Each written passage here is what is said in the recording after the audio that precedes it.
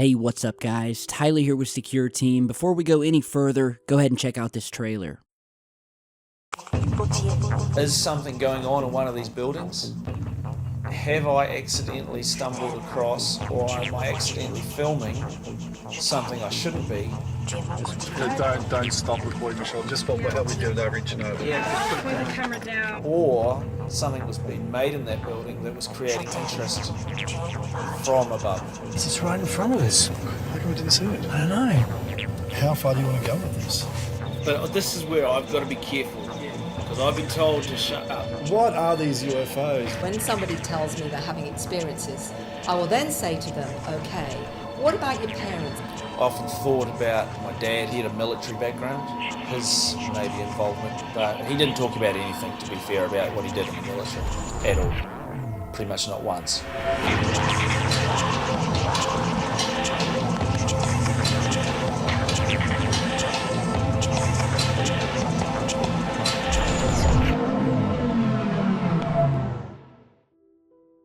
Alright, so if that doesn't perk your interest, I don't know what will.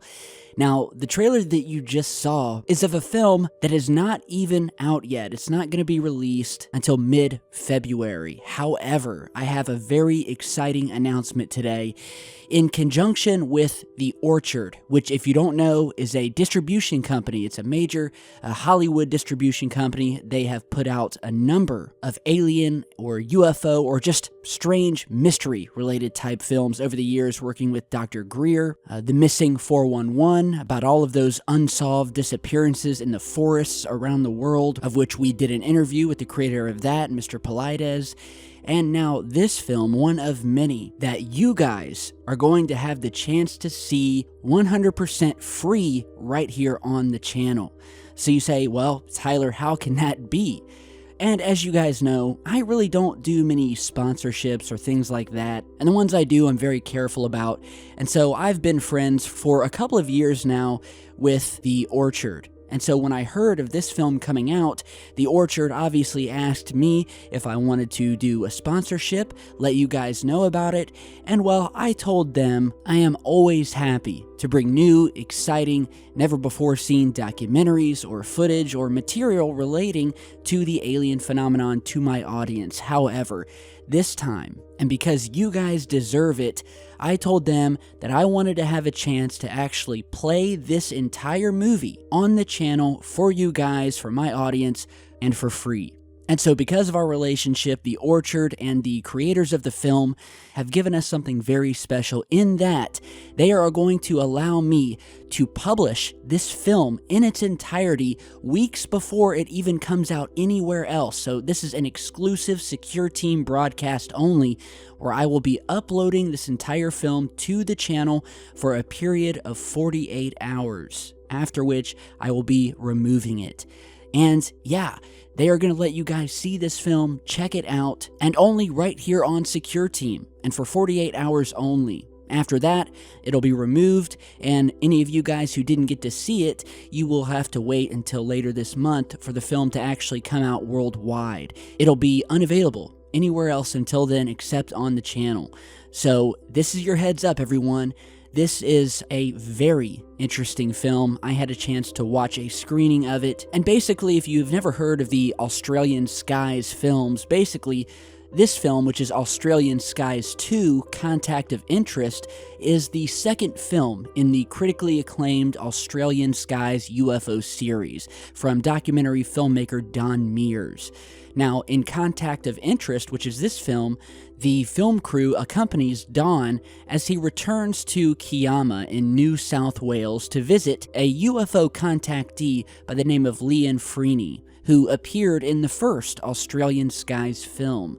And with a collection of UFO footage, black helicopters, and claims of government cover-ups, Liam's appearance in the first film caused a great deal of excitement and controversy.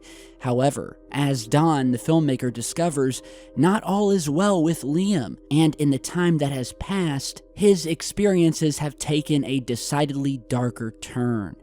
And so after listening to Liam's concerns, both Don, the filmmaker, and Liam enlist the help of an internationally recognized regression therapist by the name of Mary Rodwell, as you saw in the trailer. And having worked with over 3,000 contactee cases previously, Mary then steps in to help, only to uncover some startling revelations about Liam and why he is a contact of interest. And so this is what you guys are going to see in Australian Skies 2. If you haven't seen the first one, you can check it out. It's likely on iTunes, Amazon, anywhere you can download or watch films online. And well, like I said, this film isn't even out yet, won't be out till later in the month, and instead of just saying, hey guys, buy this film when it comes out, I have been given the chance to post it here on the channel for 48 hours, and that is what I'm going to do. So stay tuned, and we'll have the film uploaded very, very soon.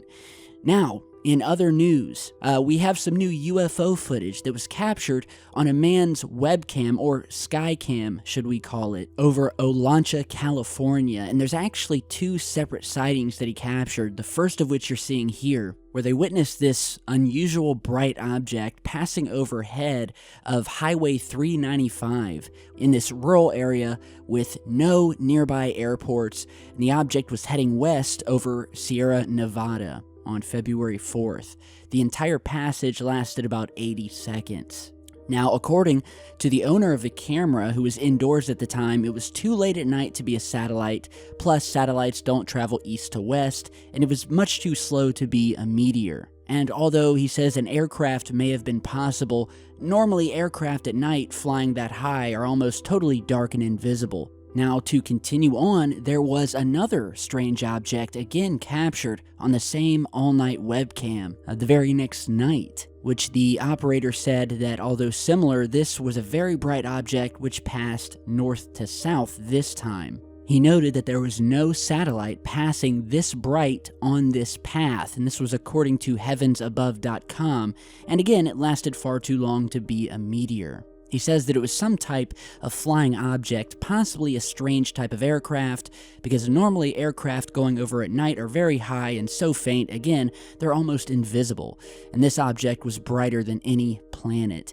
And there's no commercial airport within 100 miles, so there's no reason that a plane would have its landing lights on out there. And anyway, the object was uniformly bright as it was viewed from both its front and the back. So yeah, anybody over Olancha, California over the past 2 days see anything strange or similar, do let us know down below or send me an email if you have footage.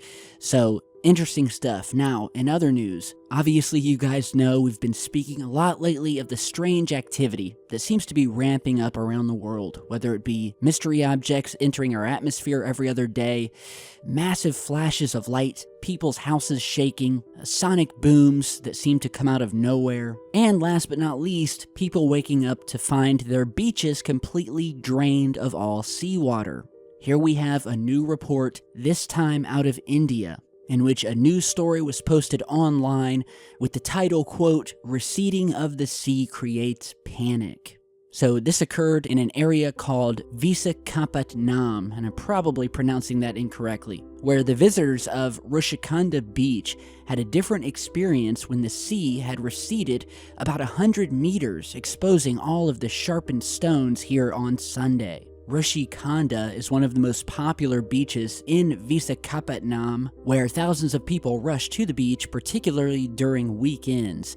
And according to a scientist of the National Institute of Oceanography, there was nothing to panic about, and that it was just a natural phenomenon, likely to do with the tides and the moon, or any number of other several meteorological reasons. But obviously, this has not sat well with the locals, who have publicly displayed their hesitance to buy this official story.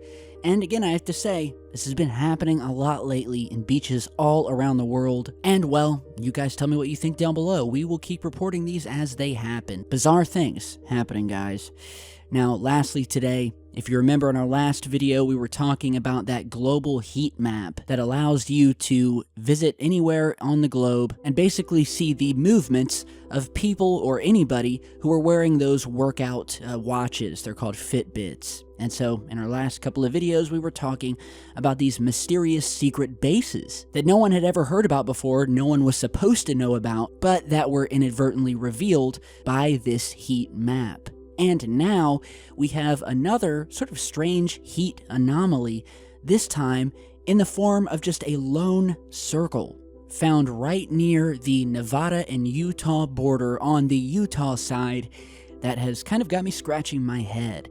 And so as we're zooming in here, and you can see all of the heat signatures from the major cities and the major roadways for people traveling wearing these watches, you'll start to see this strange little lone circle located in the middle of the desert.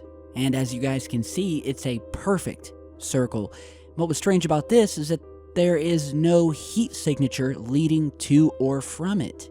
As with any of the other heat maps or locations around the world, not only are the buildings revealed by the activity around them or inside them, but you always have a line from those who are traveling to and from the areas. We don't have that here.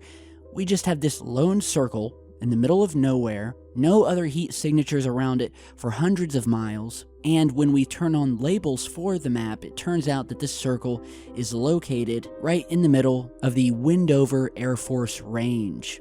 Obviously, if there's a heat signature, that means that someone, whether it be just one person or multiple people, had to be wearing one of these trackable Fitbits, and obviously they would have had to travel to this area to make the circle, but we don't see that.